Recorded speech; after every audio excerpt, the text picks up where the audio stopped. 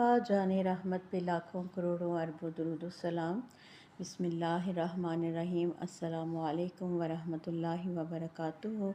میری پیاری اسلامی بہنوں اور بھائیوں، اللہ تعالی ہمیں حق کو پہچاننے، اس پر عمل کرنے اور ہر حال میں اپنے رب کی رضا کو مقدم رکھنے کی توفیق عطا فرمائے، آمین۔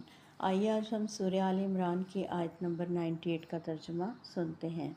ترجمہ: آپ کہہ دیجئے، اے اہل کتاب، تم اللہ کی آیات کا انکار کیوں کرتے ہو، حالانکہ اللہ تمہارے اعمال کو خوب دیکھ رہا ہے۔ تفسیر: اس آیت میں اللہ تعالیٰ اہل کتاب کو نصیحت فرما رہے ہیں کہ جب حق واضح ہو جائے تو اس کا انکار نہیں کرنا چاہیے۔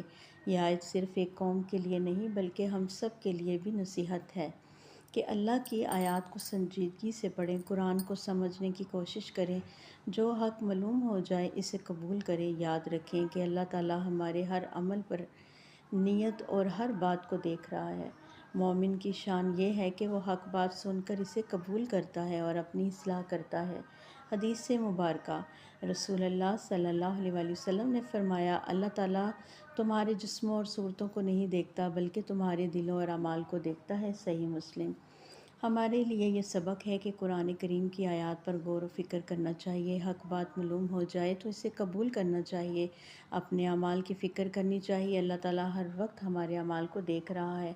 دعا ہے رب ذوالجلال سے، یا اللہ ہمیں قرآن کریم کو سمجھنے کی توفیق عطا فرما، ہمارے دلوں کو حق قبول کرنے والا بنا، ہمیں اخلاص، تقوی اور نیک اعمال نصیب فرما اور ہمیں اپنی رضا والے راستے پر چلا، آمین یا رب العالمین۔